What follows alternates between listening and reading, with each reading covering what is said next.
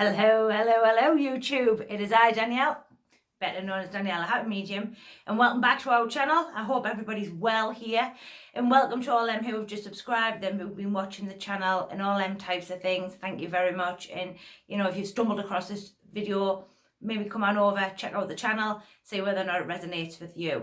But today's video topic up for discussion today, and I talked about this one, I think, on Tuesday. It's called In Tune. And why it is that sometimes we have good readings and we have bad readings.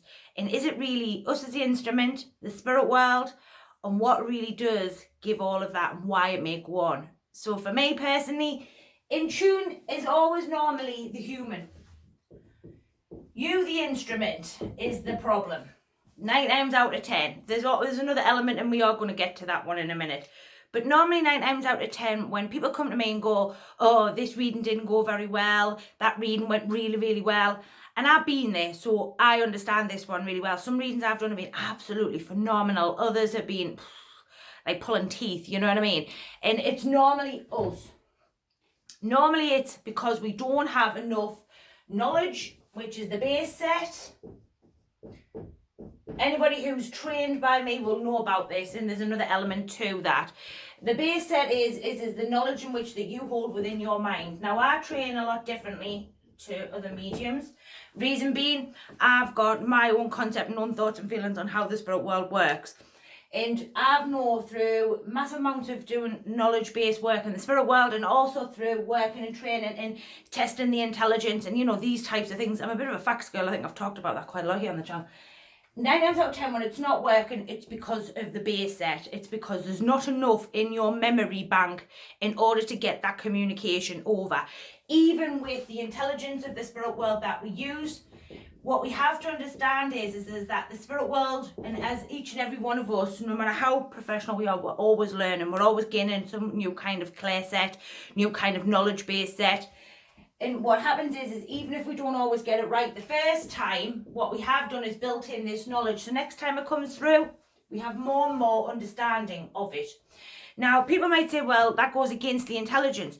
It doesn't actually go against the intelligence, because you will have enough to get you where you need to be, but maybe not all of the knowledge to be able to execute it to the best of its ability. Now, some people also, we have to talk about the sitter. And the sitter plays a big part in this. The sitters come with a couple of concepts. So we have some sitters who come for their own reasons. And they can be,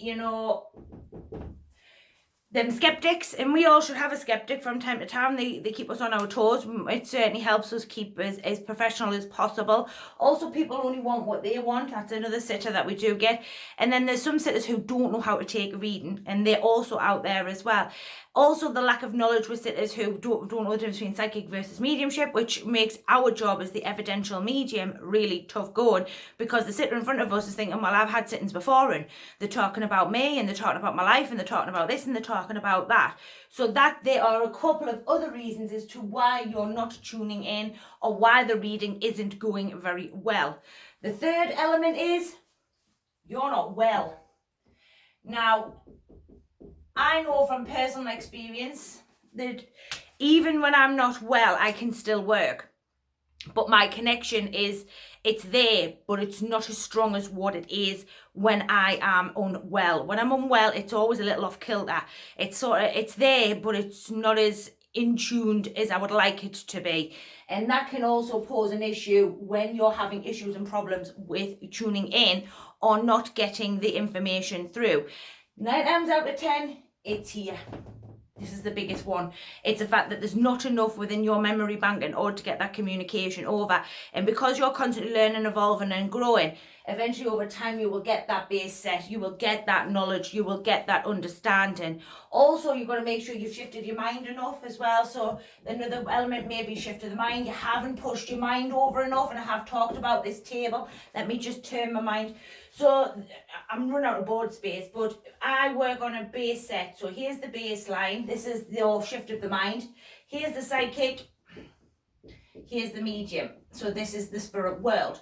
Lots of mediums get here, shift of the mind, go over and then bounce back over, and it'll jump, move back and forth, back and forth, back and forth. You've got to learn to keep your mind here. Some of them come all the way back and stay all the way back. You have to make sure your shift of your mind is, once it's in the spirit world, it stays there, not jumping back. And what some things that'll pull the mind out is fear, which this is a prime example. Normally when we aren't getting it right, or the sitter's not taking what we're saying, we're gonna panic. We're gonna start, oh my God, what's going wrong? What am I doing? And fear's gonna kick in, which is gonna kick your mind out the spirit world, which is then gonna bring you back onto that psychic link, which then means you've got to use more power to get back over there. Also, lots of mediums, and I've seen this go on, read psychically. They'll jump in on a psychic link, and I teach very much to go to the spirit world first. Lots of mediums go out, jump out on the psychic link. And because what will then happen is it'll start to dry up. It'll start to, there'll be nothing left, because what you've done is jumped into the auric field, red, and then run out of things to talk about. And then you've got to go to the spirit world and get the communicator. And that will eventually get you into trouble and all, because ultimately when you run out of things to talk about, because you've pulled it all out of the psychic field, you've then got to actually take your mind to the spirit world, which will then be a completely different experience altogether. My advice to you is always wait for the spirit world. I've talked about that massively on the channel. In fact, I'm going to do a video on that, wait for the spirit world. Wait until you get that feeling, wait until you get that word, wait until you get that, especially make sure you've powered your mind. You've said, I'm going to the spirit world, and once you're there, you're there. And then wait for the communicator, wait for that feeling, wait for something. Otherwise, every time you're dialing in, you're having problems with sittings. This is going to be one of a few of them that's going to get you caught out. And ultimately, if you're not in the spirit world, you're going to run out of things to say. If you haven't got enough knowledge base set, you're going to struggle as well, because ultimately you're still learning and growing. And I am a prime example of that. I talked about the stories. I'll give you a quick story. I was at Jared doing a service, and I had a young gentleman with me. And, you know, I've done drowning communications, I've done boats, you know, all these types of things. But I just couldn't quite get his past, and I couldn't get it. I got the drowning, I got this, and I got that. And then at the end, the woman in the congregation come to me and went, thank you very much for your communication. I was like, oh, thanks very much for that. She says, but he jumped off the back of a cruise ship. And I've never ever done a communication like that.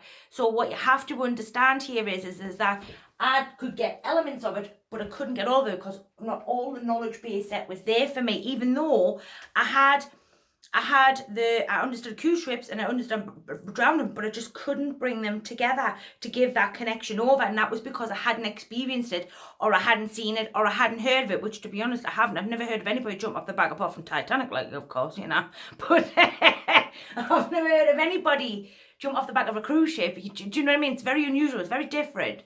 So I need to get that one. You've always got to have that there, and you've got to understand that that is always going to be an element. Illness is also going to be an element here as well, especially if you're not feeling your best. You're running on empty if you've been reading an awful lot. Hypersensitivity is also going to be an issue, because you've worked. You're now depleting into the reserves, which doesn't help you either, because remember, we are the instrument. We power the thought, which powers the mind, which then takes us to the spirit world. So if you're not running on full capacity, your sittings are going to be a little off. I've got to be honest with you on that one as well. Also, you've got to take into consideration, as soon as your clientele turns up, you're sort of, I know personally, just by looking at my sitter, what kind of sitting I'm going to have. You just know. And I think as you do more and more personal sittings, you become aware of that. You become aware of what the client needs and what the client doesn't need. I.e., is it more storytelling, evidential mediumship, or is it the evidence-based, so it's a fact-based? So every client's different. You've got to learn to be adaptable. That's another word I want to give you.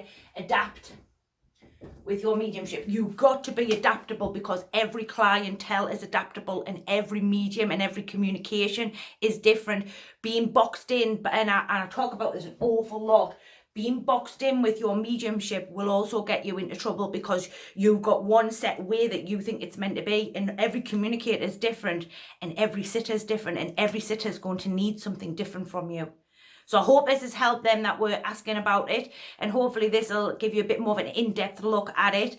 And if you have any questions, pop them in the comments box. I'll certainly endeavour to get back to you, and hopefully you'll like, share and enjoy. And I'll see you all over the weekend. I'm over in Canada working, so I will get to you as soon as I possibly can. Have a great day. Bye for now.